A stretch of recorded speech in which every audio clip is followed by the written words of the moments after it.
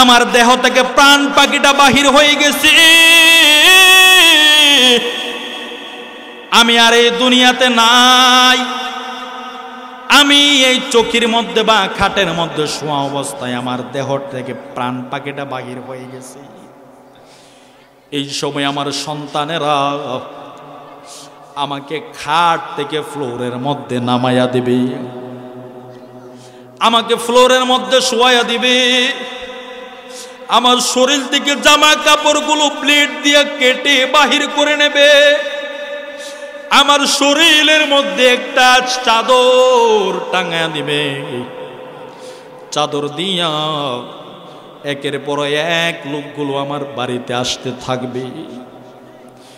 কিছু কিছু লোক বলবে, তাড়াতাড়ি করে লাশটাকে গোসল করানোর ব্যবস্থা কর, যত তাড়াতাড়ি সম্ভব লাশটাকে গোসল করাইয়া দে। একদল মানুষ বলবে, বাঁশ ঝাড় থেকে বাঁশ কেটে আনো। আরেক দল মানুষ যাবে কাফন কেনার জন্যে। আরেক দল লোক যাইবে আপনার গোরস্থানের কবর খনন করার জন্যে। আপনি চিন্তা করবেন আমার আর কিছু নাই, দুনিয়ার জমিনে আমি একেবারে খালি হাতে, আমার আর কিছু নাই। আমার সন্তানেরা আমার পর হয়ে গেল।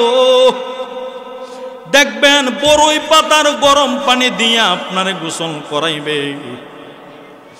গরম পানি যখন মৃত ব্যক্তির শরীরে ঢেলে দেওয়া হয়, ওই টাইমে যদি পানিটা গরম হয়, বেশি গরম হইলে মৃত ব্যক্তি কি বলে জানেননি? হায়রে আমার দেহের মধ্যে আজকে প্রাণ নাই। প্রাণ না থাকার কারণে আমার শরীরের মাঝে বুঝি তোরা গরম পানি ঢেলে দিলি। হায়রে আমার আপন বলতে আর কেউ নাই। তোরা আমাকে এত পাষাণ হয়ে আমার গোসল করাইলি। দে বড়ই পাতার গরম পানি দিয়া গোসল করাইয়া দে।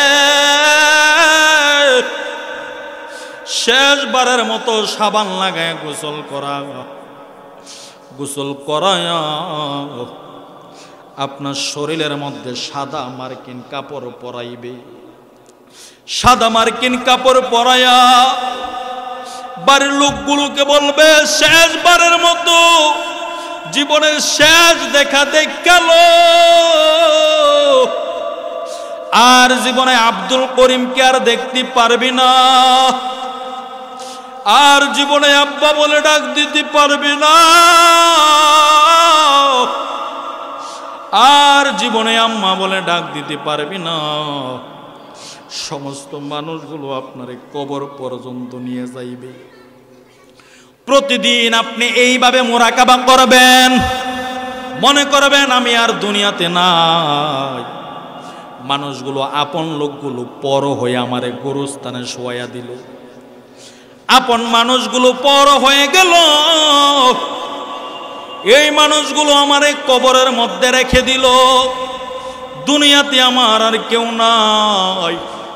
এই কথাগুলো যদি প্রতিদিন রাত্রে আপনি চিন্তা করেন আর আল্লাহর দরবারে যদি তাওবা করেন, সারাদিন যত গুনাহ করেছেন সমস্ত গুনাহ আমার আল্লাহ মাফ করে দেবে। মেহেরবান তুমি, মেহেরবান, মেহেরবান তুমি, মেহেরবান, মেহেরবান তুমি, মেহেরবান তুমি, মেহেরবান। যালিকাল কিতাবু লা রাইবা ফীহি, লা রাইবা ফীহি হুদাল লিল মুত্তাকিন।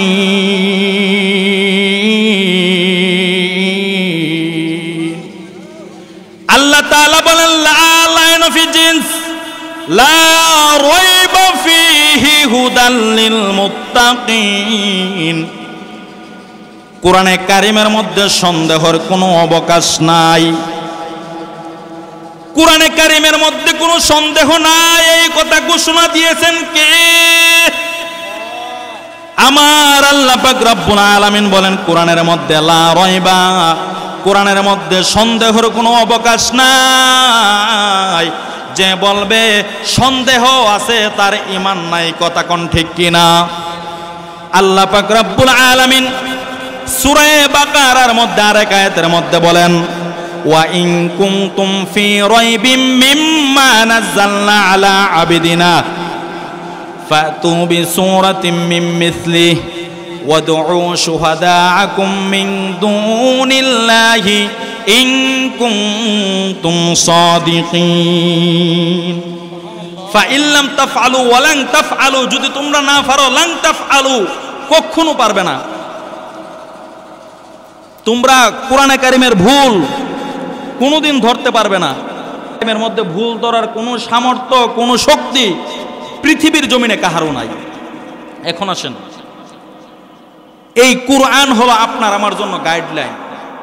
The Holi Quran is the constitution of human life. যে কোরআন হয় মানব জাতির জন্য সংবিধান, যাতে রয়েছে নিখুঁত এবং নির্ভুল সমাধান। কোরআন হলো গোটা মানব জাতির জন্য সংবিধান। এই জমিনের মালিককে, সব কিছুর মালিককে, আমার রব্বে কারিম সব কিছুর মালিক। পৃথিবীর সুয়ের মাথা পরিমাণ জায়গার মালিকও কেউ না, সব কিছুর মালিক আমার আল্লাহ। যদিও মাজাজি ভাবে কিছু কিছু জায়গার মালিক মানুষকে আমি বলি এই জায়গার মালিক আমি, আমার বাবা আমার দাদা এই জায়গার মালিক, আসলে মূলত খবর নিয়ে দেখেন কেউ কোনো জায়গার মালিক না। স্থান পরিবর্তন, আমার বাবা ছিল বাড়িতে, বাড়ির মালিক বাবা, বাবা দুনিয়া থেকে বিদায় হয়ে গেছে, বাড়ির মালিক আমি, আমি দুনিয়া থেকে চলে যাব, আরেকজন হয়ে যাইবে। আমার বাড়ি আমার জমি যদি কাহারো কাছে বিক্রি করে দেই, এই জমি জায়গার মালিক আরেকজন হয়ে যাইবে। সুতরাং তাকিয়ে দেখা যায় সমস্ত বিশ্বের সব কিছুর মালিক কে? আমার আল্লাহ। আল্লাহ তাআলা যেহেতু পৃথিবীর সব কিছুর মালিক, হুকুম চলবে কার? আল্লাহর। আল্লাহর হুকুম অনুযায়ী পৃথিবীটাকে সাজাতে হবে। আল্লাহর হুকুম দিয়ে সব কিছু আপনাকে আমাকে চালাতে হবে। নিজের ব্যক্তিগত জীবন থেকে শুরু করে রাষ্ট্রীয় জীবন পর্যন্ত সব ক্ষেত্রে আমি আপনি কোরআনে কারীম রাসূলের সুন্নাহ ফলো করে চলতে হবে। যদি এইভাবে আমার আপনার জীবনটাকে পরিচালনা করি, তাহলে দেখা যাবে কি জানেন, পুরাটা জিন্দেগি ইবাদত। আর আল্লাহ তাআলা তো আপনাকে আমাকে বানাইছি আল্লাহর গোলামি করার জন্য, কথা কোন ঠিক কিনা? বানানোর উদ্দেশ্যই হলো আল্লাহ তাআলার গোলামি করা। কোরআনের মধ্যে আল্লাহ তাআলা বলেন ওয়ামা খালাকতুল জিন্না ওয়াল ইনসা ইল্লা লিয়াবুদুন।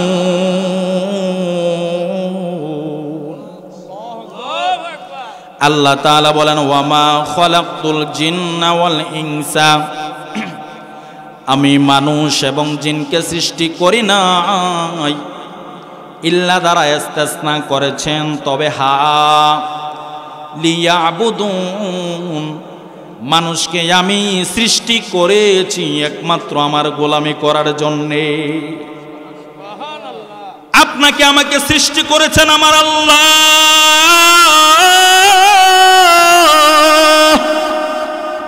দুনিয়ার জমিনে যতদিন থাকব ততদিন গোলামি করব কার?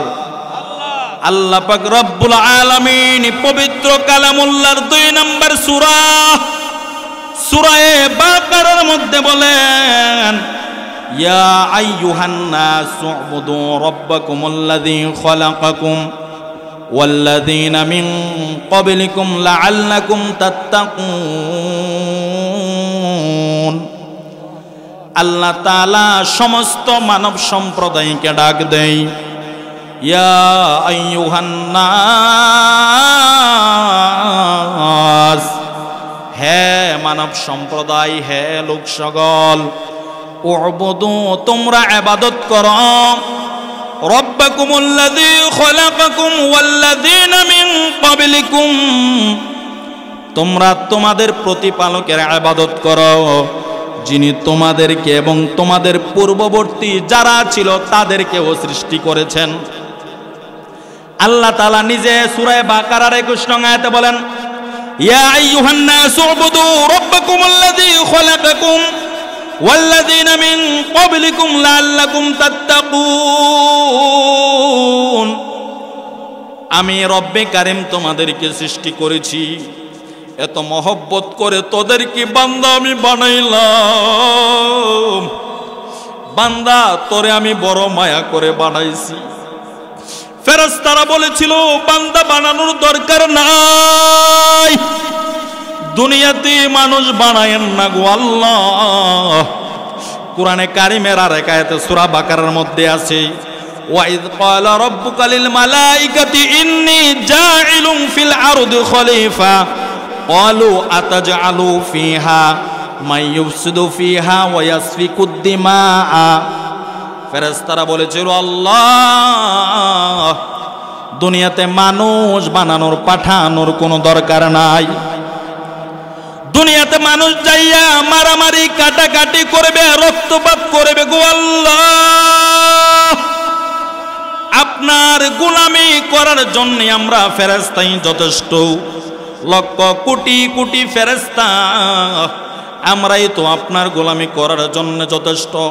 আমার আল্লাহ তখন বলেছে ইন্নী আলামু মা লা তা'লামুন। ফেরেশতারা রে আমি আল্লাহ যা জানি তোমরা তা জানো না। তুমি রহমান, তুমি মেহেরবান, বলি তুমি রহমান, তুমি অন্ধ গাহে না শুধু তোমারি গুণগান, অন্ধ গাহে না শুধু তোমারি গুণগান, বুঝে ও বুঝে না তবু শান। তুমি রহমান, তুমি মেহেরবান, বলে তুমি রহমান, তুমি মেহেরবান। চিৎকার মেরে বলে আল্লাহু আকবার। আপনার আমার মালিক কে? আরো আওয়াজ করে বলি কে? আল্লাহকে চিন্তা করেন, যেই মালিক আপনাকে আমাকে বানাইল, এই মালিকের নাম আপনি আমি কইবার অন্তর থেকে নিয়েছি। যে আল্লাহ এত সুন্দর একটা চেহারা বানাইল রে মুসলমান, যেই রব্বে কারিম এত সুন্দর দুইটা চক্ষু দিল, এত মজার একটা জিহ্বা দিল, এত সুন্দর দুইটা হাত দিল, এই রব্বে কারিমকে কই দিন আপনি আল্লাহ বলে ডাক দিয়েছেন? আম্মারে আম্মা বলে ডাক দিলে আম্মার মনে শান্তি লাগে, আব্বুরে আব্বু বলে ডাক দিলে আব্বু বলে শান্তি লাগে। কত মানুষ আছে একটা সন্তান নাই, সন্তানের জন্য কান্দে, বাবা ডাক শোনার জন্যে কত কিছু করে, কিন্তু আপনাকে আমাকে যে আল্লাহ বানাইল, এই মালিককে কই দিন আল্লাহ বলে ডাক দিছেন? আপনি যদি আল্লাহরে একবার অন্তর থেকে ডাক দেন আল্লাহ, আমার আল্লাহ ফেরেশতাদের মজলিস নিয়ে আপনার আলোচনা করে। আপনি যদি একবার বলেন আল্লাহ, আমার আল্লাহকে স্মরণ করার কারণে আমার আল্লাহ ফেরেশতাদের মজলিস নিয়ে আপনার কথা আলোচনা করে। আল্লাহ তাআলা কোরআনে বলেন ফাযকুরুনি আযকুরুকুম ওয়াশকুরুলি ওয়ালা তাকফুরুন।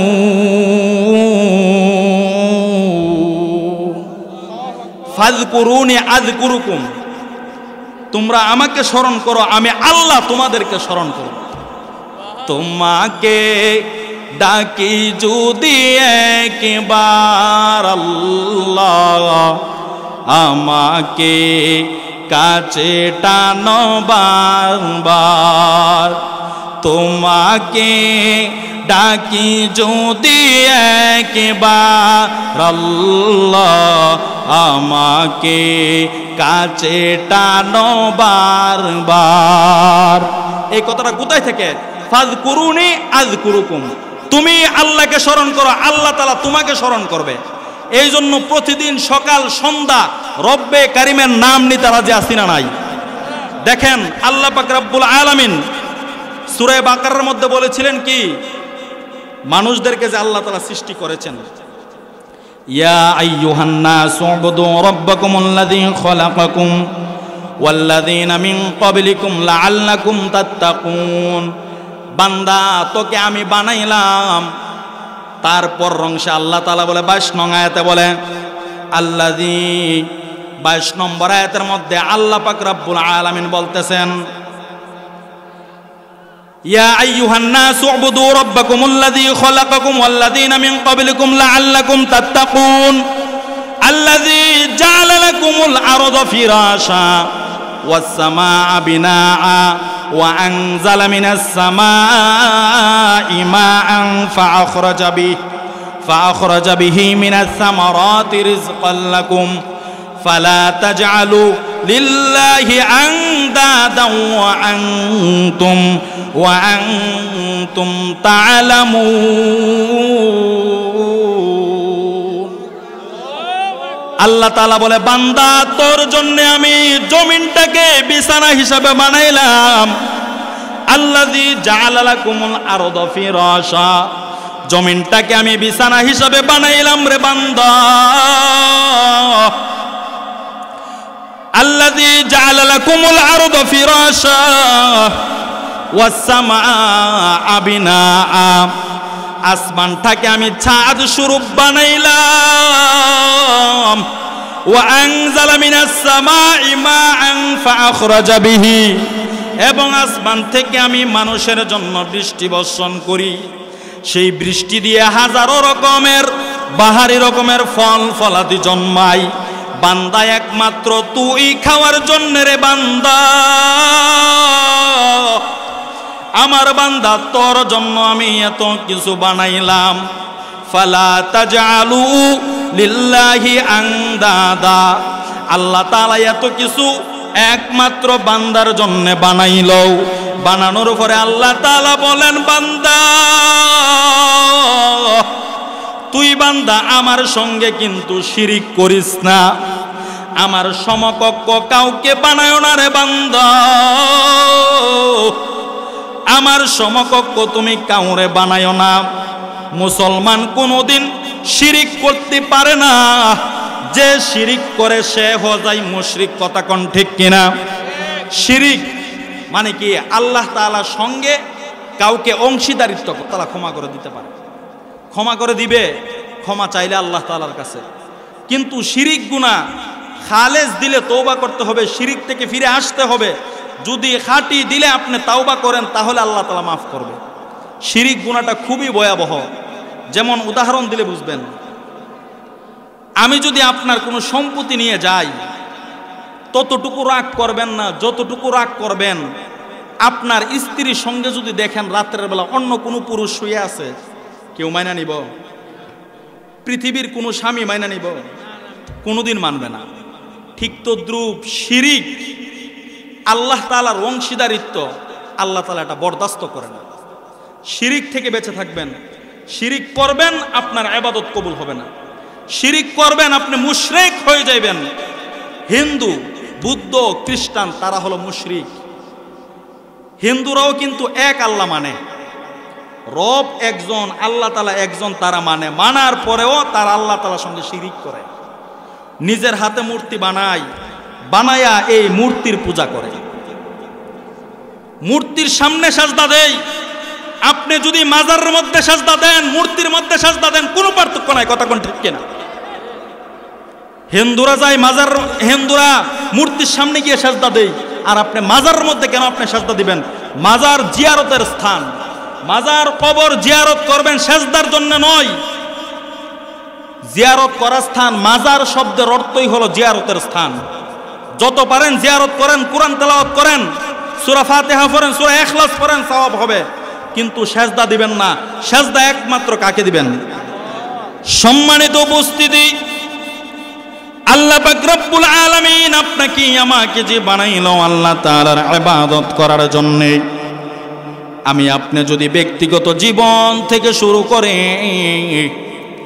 প্রত্যেকটা ক্ষেত্রে যদি আমি আপনি আপনার নবীকে ফলো করে চলি, যা কিছুই করি না কেন সব কিছু হয়ে যাইবে ইবাদত। আর আপনার নবীকে বাদ দিয়া নিজের মন গড়া জিন্দেগি যদি আমি আপনি করি, মনের মধ্যে যা চাইলো তাই আমি করলাম, এটা কিন্তু কোনোদিন ইবাদত হবে না। আপনার নবী আমাকে আপনাকে রাস্তা দেখিয়ে গেছেন। কুরআন এবং সুন্নাহ অনুযায়ী নিজের জীবনটাকে পরিচালনা করতে হবে।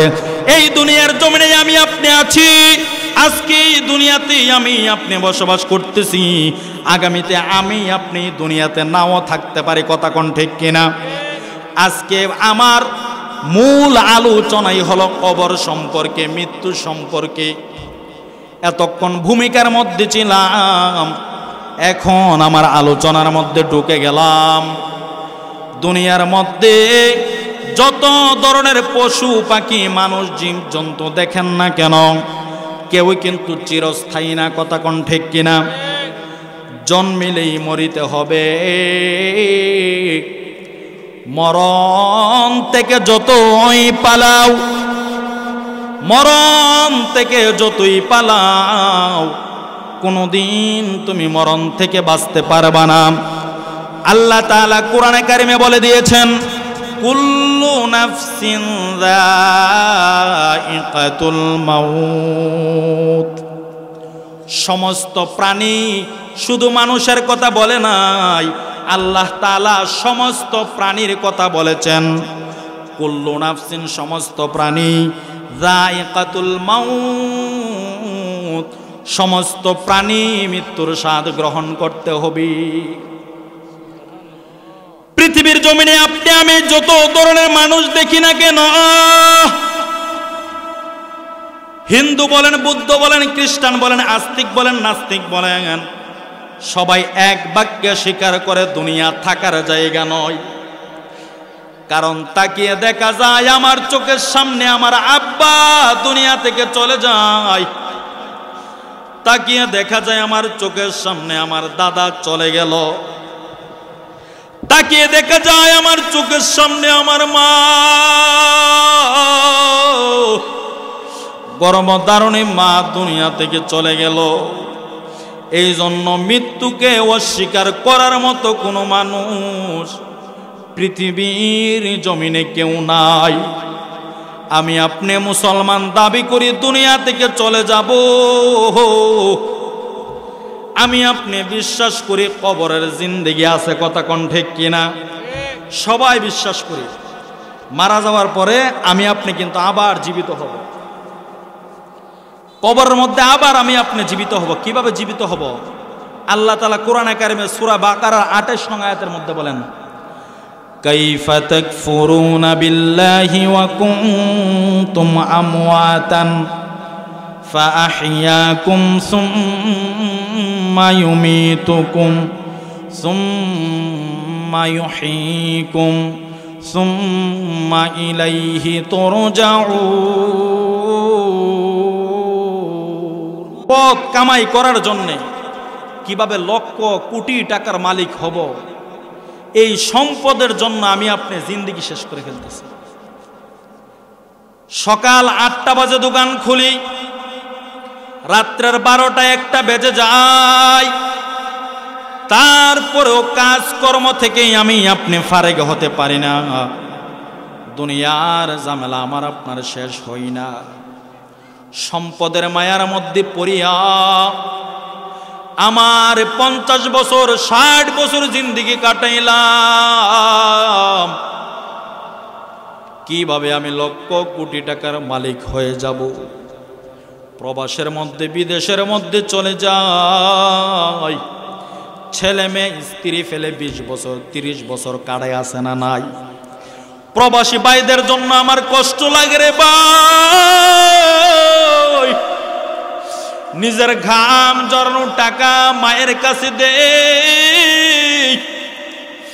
প্রবাসী ভাইয়েরা বিবিকে বাড়ির মধ্যে রাখিয়া সন্তান ছোট থেকে বড় হই সন্তানকে আদর করতে পারে না। দুনিয়ার সব মায়া ত্যাগ করিয়া তারা প্রবাসের মধ্যে চলে গেছে।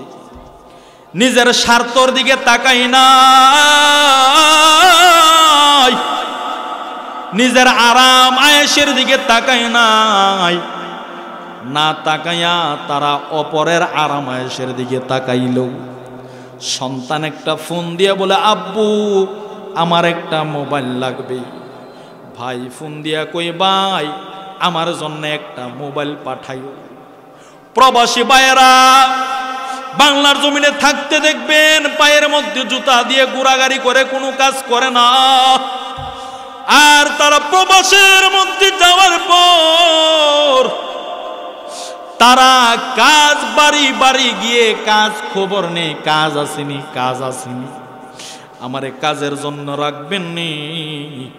যেই ছেলেটা বাড়ির মধ্যে থাকতে প্লেটটা ধুয়ে হাত ধুয়ে ভাত খাইছে না, যেই ছেলেটা কোনো কিছু করে নাই, বাবা যদি বলছে আমার সঙ্গে খেতে আয়, আমার সঙ্গে জমিনের মধ্যে আয়, জমিনের মধ্যে ধান লাগামো, সন্তান বলছে না আব্বা আমি জমিনে যাব না, আমি কাজকর্ম করতে পারি না।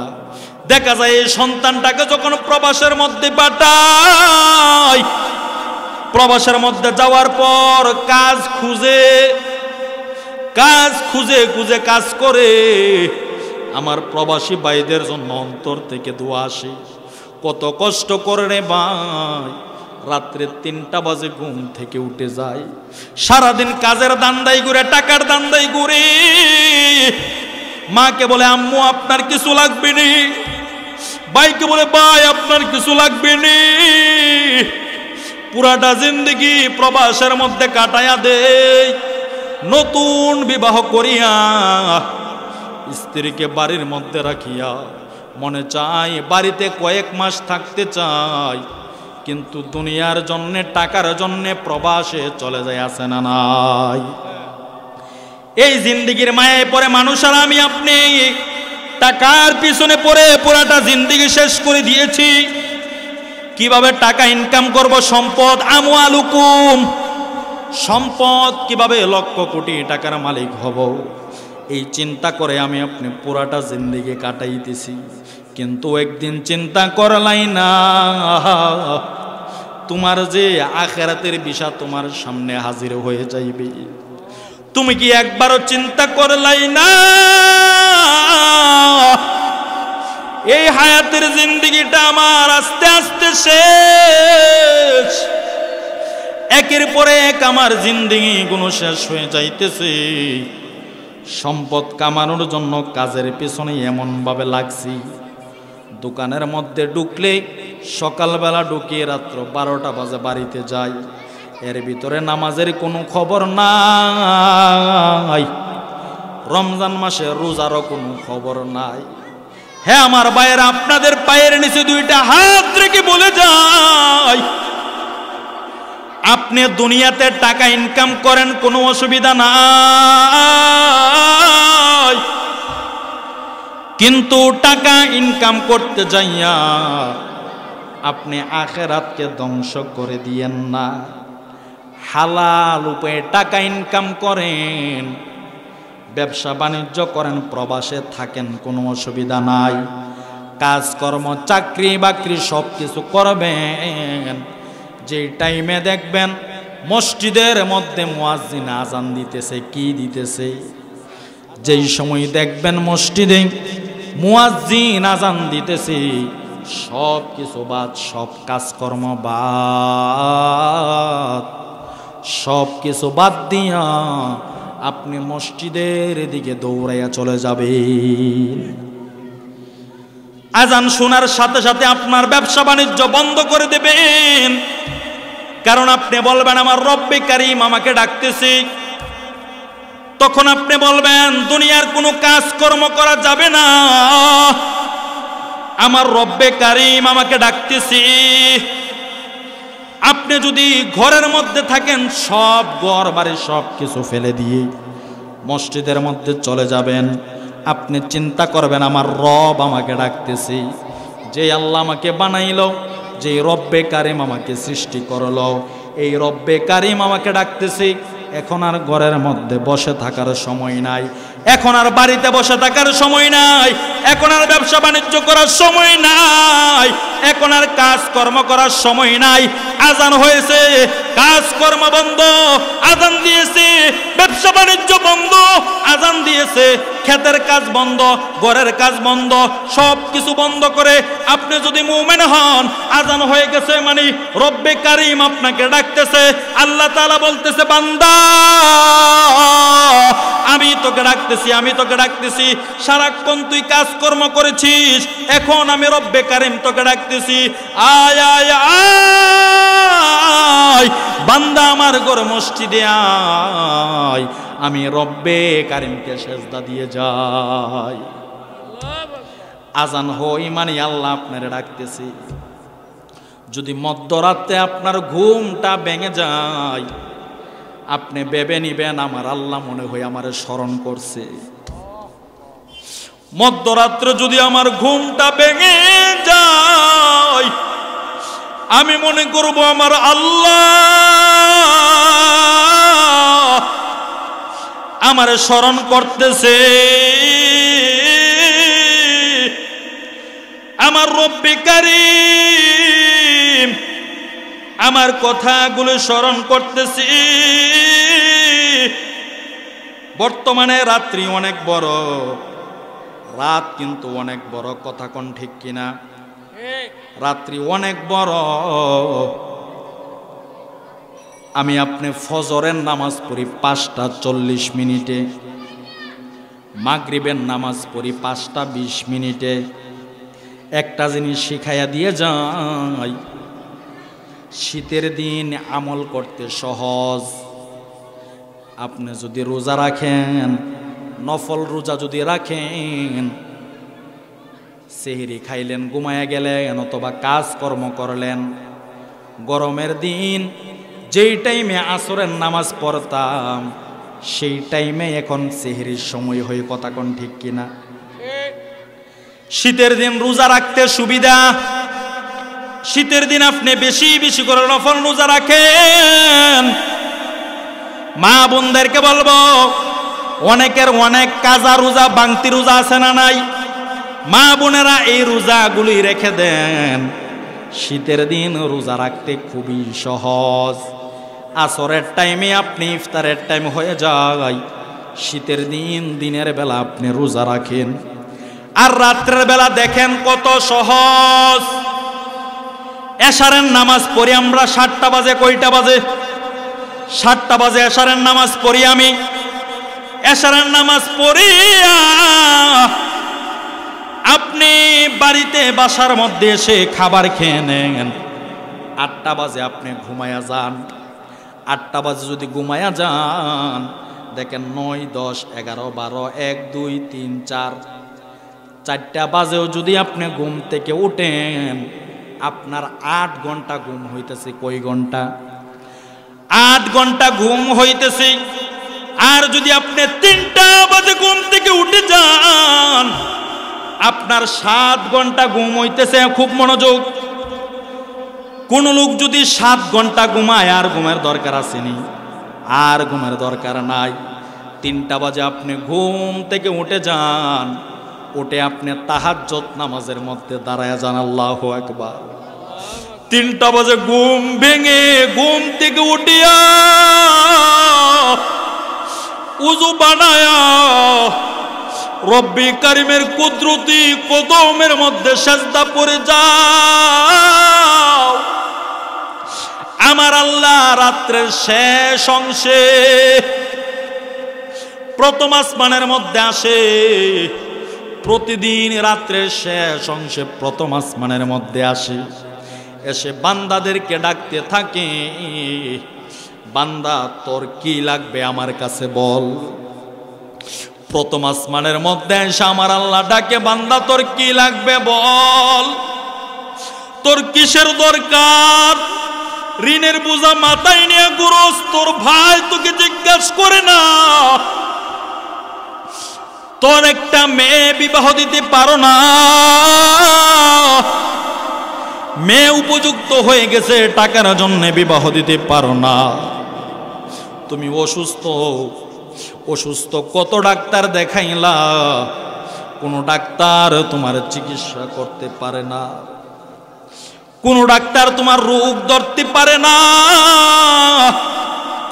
লক্ষ লক্ষ টাকা খরচ করেছো তারপরেও ভালো হইতেছ না। আল্লাহ পাক রব্বুল আলামিন বলেন রাত্রের শেষ অংশে ঘুম থেকে উঠে যা, শেষ অংশে ঘুম থেকে উঠিয়া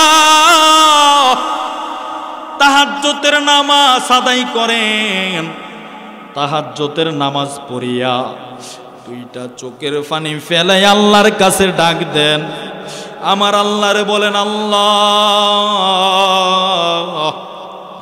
ও আল্লাহ ঋণের বোঝাগুলো মাথায় নিয়ে আমি ঘুরতেছি, লক্ষ টাকা ঋণ, আমার আপন ভাই পর্যন্ত আমার কোনো খবর নেই না, আমার আপন মানুষগুলো পর্যন্ত আমাকে জিজ্ঞাসা করে না রে আল্লাহ, আমার একটা মেয়ে উপযুক্ত হয়ে গেছে রে আল্লাহ,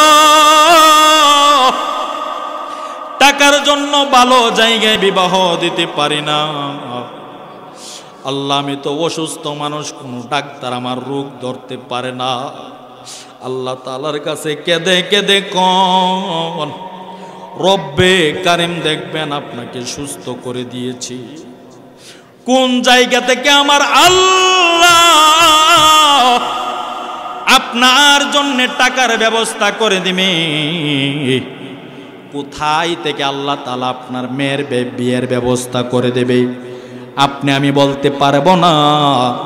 এই জন্য আজকে থেকেই শুরু করেন, আজকে থেকেই শুরু করেন, দুনিয়ার সমস্ত মায়া বাদ দিয়ে দেন। আল্লাহ তাআলা যে বলছে লা তুলহুকুম আমওয়ালুকুম ওয়ালা আওলাদুকুম, সম্পদের মায়ায় পড়ে, সন্তানের মায়ায় পড়ে, আখিরাতকে কিন্তু ধ্বংস করে দিও না। দুই নাম্বার হলো সন্তানের মায়ার মধ্যে পড়িয়া, সন্তান আমি কিভাবে সন্তানকে লক্ষ কোটি টাকার মালিক বানাবো, এই চিন্তা করিয়া আমি আপনি আজকে দুনিয়ার পেছনে দৌড়াইতেছি। এই সন্তান কিন্তু মারা যাওয়ার পরে আপনার কবরে যাবে না, একটু চিন্তা করেন, একটু খেয়াল করেন। আজকের মাহফিলকে জীবনের শেষ মাহফিল মনে করেন। বড় পীর আব্দুল কাদের জিলানী রহমাতুল্লাহি আলাইহি বলেন, প্রতিটা মানুষ প্রতিদিন যেন মুরাকাবা করে। কি করে? মুরাকাবা করে। এখন আমরা যারা সাধারণ মানুষ আছি, তারা তো মনে করি মুরাকাবা মানে হলো অন্য কিছু না, অন্য কিছু না।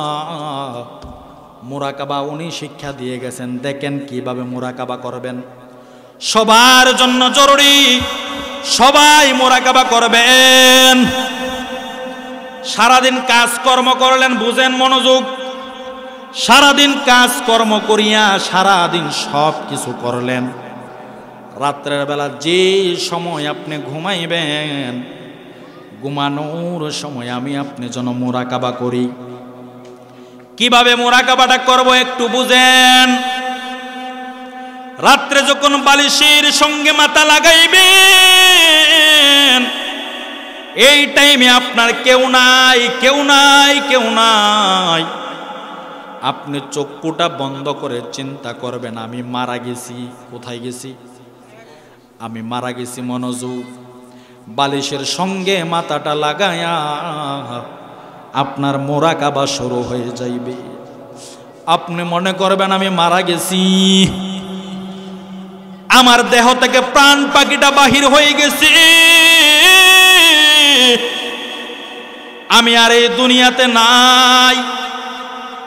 আমি এই চোখের মধ্যে বা খাটের মধ্যে শোয়া অবস্থায় আমার দেহ থেকে প্রাণ পাখিটা বাহির হয়ে গেছে। এই সময় আমার সন্তানেরা আমাকে খাট থেকে ফ্লোরের মধ্যে নামাইয়া দেবে। আমাকে ফ্লোরের মধ্যে শোয়াইয়া দিবে, আমার শরীর থেকে জামা কাপড়গুলো ব্লেড দিয়ে কেটে বাহির করে নেবে, আমার শরীরের মধ্যে একটা চাদর টাঙায়া দিবে, চাদর দিয়া একের পর এক লোকগুলো আমার বাড়িতে আসতে থাকবে। কিছু কিছু লোক বলবে তাড়াতাড়ি করে লাশটাকে গোসল করানোর ব্যবস্থা কর, যত তাড়াতাড়ি সম্ভব লাশটাকে গোসল করাইয়া দে। একদল মানুষ বলবে বাঁশ ঝাড় থেকে বাঁশ কেটে আনো, আর একদল মানুষ যাবে কাফন কেনার জন্যে, আরেক দল লোক যাইবে আপনার গোরস্থানের কবর খনন করার জন্যে। আপনি চিন্তা করবেন আমার আর কিছু নাই, দুনিয়ার জমিনে আমি একেবারে খালি হাতে, আমার আর কিছু নাই, আমার সন্তানেরা আমার পর হয়ে গেল। দেখবেন বড়ই পাতার গরম পানি দিয়ে আপনারে গোসল করাইবে।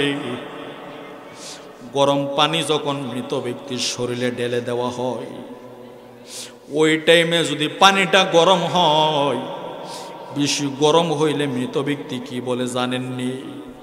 হায়রে আমার দেহের মধ্যে আজকে প্রাণ নাই, প্রাণ না থাকার কারণে আমার শরীরের মাঝে বুঝি তোরা গরম পানি ঢেলে দিলি। হায়রে আমার আপন বলতে আর কেউ নাই, তোরা আমাকে এত পাষাণ হয়ে আমার গোসল করাইলি,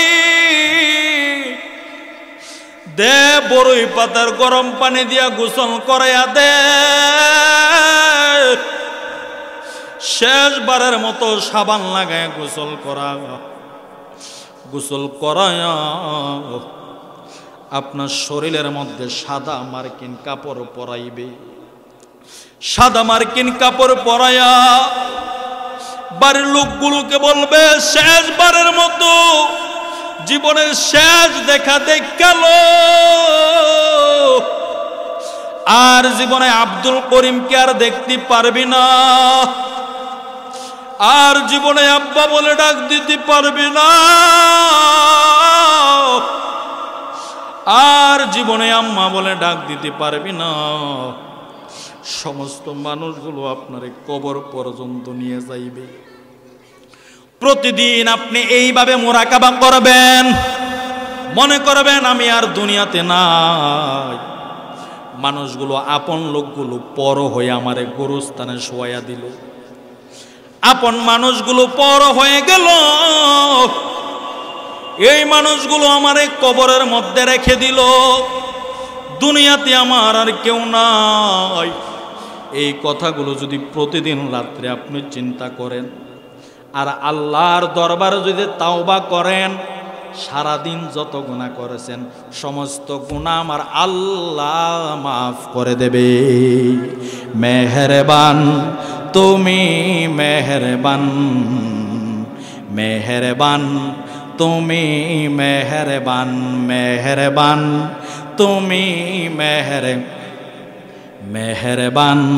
তুমি, মেহেরবান।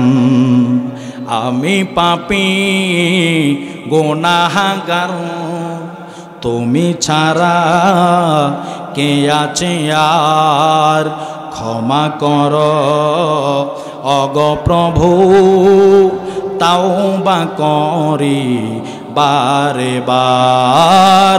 ইয়া রহিমু রহমান, ইয়া করিমু মেহেরবান, ইয়া রহিমু রহমান, ইয়া করিমু মেহেরবান, মেহেরবান তুমি, মেহেরবান, মেহেরবান তুমি, মেহেরবান। চিৎকার মেরে বলে আল্লাহু আকবার। সব চাইতে দয়াশীল হলো আমার আল্লাহ। আওয়াজ করে বলেন কে? আরো জোরে বলি কে? আল্লাহর মতো দয়াশীল মায়াশীল পৃথিবীতে আর কেউ নাই। 100 ভাগ দয়ার মধ্যে 1 ভাগ দয়া আমার আল্লাহ পৃথিবীর সমস্ত মাখলুককে দিয়েছে। এক ভাগ থেকে ভাগ করে মা মায়া পাইয়া সন্তানকে এত মহব্বত করে, এক ভাগ থেকে বাবা এক অংশ পাইয়া এত মহব্বত করে। আর যে আল্লাহ আপনাকে আমাকে এত মহব্বত করে বানাইল, সারাদিন গুনাহের মধ্যে কাটাইলা, একবার যদি আল্লাহকে আল্লাহ বলে ডাক দাও, আমার আল্লাহ তোমার 60 বছরের গুনাহ মাফ করে দেবে। আল্লাহু আকবার। আল্লাহ পাক রব্বুল আলামিন সূরা জুমার 53 নং আয়াতের মধ্যে বলেন, মনোযোগ, কুল ইয়া ইবাদি আল্লাযীনা আসরাফু আলা আনফুসিহিম লা তাকনাতু মির রাহমাতিল্লাহ ইন্নাল্লাহা ইয়াগফিরুয-যুনুবা জামিআ ইন্নাহু হুয়াল গফুরুর রাহিম। ঘোষণাকার আল্লাহ তাআলা রাসূলকে বলে, কুল, হে নবী আপনি বলে দিন, ইয়া ইবাদি আল্লাযীনা আসরাফু, যারা নিজের উপরে নিজে জুলুম করেছে, আসরাফু আলা আনফুসিহিম লা তাকনাতু মির রাহমাতিল্লাহ, আমি আল্লাহর রহমত থেকে নৈরাশ হয়ো না। ইন্নাল্লাহা ইয়াগফিরুয-যুনুবা জামিআ, আমি আল্লাহ তোমার সমস্ত গুনাহগুলো ক্ষমা করে দেব। ইবলিস শয়তান আল্লাহকে বলে, আল্লাহ আপনার বান্দা কিভাবে জান্নাতে যায় আমি ইবলিস দেখে দেব। আল্লাহ তাআলা বলে, ইবলিস তুই শুনে রাখ, আমার বান্দা সারা দিন গুনাহ করছে, রাত্রের বেলা ঘুমানোর আগে একবার যদি আমার কাছে তাওবা করে, আমি রব্বে কারিম তার সারা জিন্দেগীর গুনাহ মাফ করে দেব। আরো জোরে বলে আল্লাহু আকবার। তাওবা করতে হবে, তাওবা করতে হবে। যদি তাওবা করেন আল্লাহ তাআলা ক্ষমা করতে প্রস্তুত। তাওবা করেন না, আল্লাহ তাআলা মাফ করবে কিভাবে? 60 বছর 70 বছর গুনাহ করে কাটিয়েছি, সারা জীবনের ভিতরে একবার রব্বে কারিমকে আল্লাহ বলে ডাক দেই নাই, এক ওয়াক্ত নামাজ পড়ে নাই, একটা সাজদাও দেই নাই। আপনিও যদি আল্লাহ তাআলাকে বলেন, আল্লাহ আপনি আমাকে ক্ষমা করেন, আল্লাহ ক্ষমা করবে। সুবহানাল্লাহ বলেন। কারণ আল্লাহ তাআলা দয়ালু, আল্লাহ চায় আল্লাহর বান্দা জান্নাতে যাক, আল্লাহ চাই না আল্লাহর বান্দা জাহান্নামের মধ্যে যাক। যত বড়ই পাপী হন না কেন, সারাটা জীবন গুনাহ করে কাটিয়েছেন, আপনি রব্বে কারিমকে বলেন, রব্বে কারিম আপনাকে ক্ষমা করার জন্য প্রস্তুত। কিন্তু দেখা যায় কি জানেন, আমি আপনি দুনিয়া নিয়ে এতই ব্যস্ত হয়ে গেছি, এতই ব্যস্ত হয়ে গেছি, তাওবা করার মতো সময় আমার হাতে 1 মিনিটও নাই, মসজিদে যাওয়ার মতো সময় নাই। ফেরেশতারা আল্লাহ তাআলাকে কি বলে জানেন? বান্দা যখন নামাজের মধ্যে যায় নাই, শনিবার রবিবার, আল্লাহ তাআলাকে ফেরেশতারা বলে, আল্লাহ আমাদের তো আর সহ্য হইতেছে না, তোমার বান্দাকে মাটির সঙ্গে গেড়ে ফেলি, তোমার বান্দাকে ধ্বংস করে দেই। আল্লাহ তাআলা বলে, ফেরেশতারা একটু রাখ, আমার বান্দা যাবে, আমার কুদরতি কদমে সেজদা দিবে, আমার বান্দা আমার ইবাদত করবে, তাদেরকে তোরা ধ্বংস করিস না। দেখ, পুরা 7টা নামাজ না পড়িয়া শুক্রবারে যখন বান্দা আল্লাহ তাআলার কুদরতি কদমের মধ্যে সেজদা দেয়, 2টা চোখের পানি ছেড়ে যখন আল্লাহ তাআলার দরবারে কান্না করে, কান্না করার সাথে সাথে আল্লাহ পাক রব্বুল আলামিন তাকে ক্ষমা করে দেয়। সুবহানাল্লাহ বলেন। সুবহানাল্লাহ। সারা জীবন গুনাহ করছেন, পুরাটা জিন্দেগি গুনাহ করছেন, আল্লাহ তাআলা মাফ করতে প্রস্তুত। কিন্তু এই দুনিয়ার মায়ে পড়েন না, সন্তানও আপন না, নিজের মা বাবাও আপন না, কেউ আপন না আপনার। যিনি আপন তিনি হলেন আকে নামদার তাজদারে মদিনা আহমদ মুস্তফা মুহাম্মদ মুজতবা হুজুরপুর নূর সাল্লাল্লাহু আলাইহি ওয়াসাল্লাম। কথা কোন ঠিক কিনা? সেই নবী আমার আপনার আপন, যেই নবী পুরাটা জিন্দেগি উম্মতের জন্য কেঁদেছেন, পুরাটা জিন্দেগি উম্মতের জন্য কেঁদেছেন। রওজা শরীফে শুয়ে শুয়ে এখনো পর্যন্ত উম্মতি উম্মতি বলে কান্না করতেছেন। উম্মত যখন কোনো নেক আমল ভালো আমল করে রাসূলের দরবারে পেশ করা হয়, ইয়া রাসূলুল্লাহ আপনার অমুক উম্মত এই নেক আমলগুলো করতেছে, আপনার উপর 100 বার দুরূদ শরীফ পড়েছে, আপনার উম্মতগুলো ঠিকভাবে নামাজ পড়তেছে, আমার আপনার নবী খুশি হয়ে যায়, খুশি হয়ে উম্মতের জন্য দোয়া করতে থাকে। আর যখন উম্মত খারাপ কাজের মধ্যে লিপ্ত, গুনাহের মধ্যে লিপ্ত, ওই টাইমে আমার নবী আপনার আমার জন্য দোয়া করে, আফসোস করে নবী কান্না করতে থাকে, হায় রে উম্মত, যেই উম্মতের জন্য আমি এত কিছু করলাম সেই উম্মত আজকে কোথায়? উম্মত আজকে কি করতেছে? উম্মত আজকে দুনিয়া নিয়ে ব্যস্ত হয়ে পড়েছে। আমি নবীর দিকে একবারের জন্য তাকাই নাই। যেই নবীর শরীর মুবারকের মধ্যে মশা মাছি বসা হারাম, সেই নবীর শরীর মুবারকের মধ্যে তায়েফের বেঈমান কাফের মুশরিকেরা পাথর মেরে নিক্ষেপ করেছে। নাউজুবিল্লাহ। রাসূলের শরীর মুবারকের মধ্যে পাথর মারতে মারতে রাসূলের শরীর থেকে রক্ত মুবারক জরজর করে পড়তেছে। জিব্রাইল বলে, ইয়া রাসূলুল্লাহ, নবী আপনি শুধু একবার বলেন তায়েববাসীর ধ্বংস করে দেই। আমার নবী বলে, না, তায়েববাসীর ধ্বংস কইরো না। তায়েববাসীরা আমি নবীরে চিনে না। তায়েফের লোকেরা যদি আমি নবীরে চিনত, আমার সঙ্গে তারা এই ব্যবহার করত না। আমি আল্লাহর কাছে দোয়া করি, আল্লাহ আল্লাহ আপনি তায়েববাসীকে আপনি হেদায়েত দান করেন। এত কষ্ট পাওয়ার পরেও আমার আপনার নবী তায়েববাসীর জন্য বদদুয়া করেন নাই। এত কষ্ট পাওয়ার পরেও আমার নবী তায়েববাসীকে বলে নাই ধ্বংস করে দেন। আমার নবী এত কষ্ট করেছেন নামাজের জন্যে। সেই উম্মত ঘরের ভিতরে ঘুমিয়ে থাকি, সেই উম্মতের কোনো চিন্তা নাই। উম্মত পুরাটা জীবন কাটাইতেছি গুনার মধ্যে।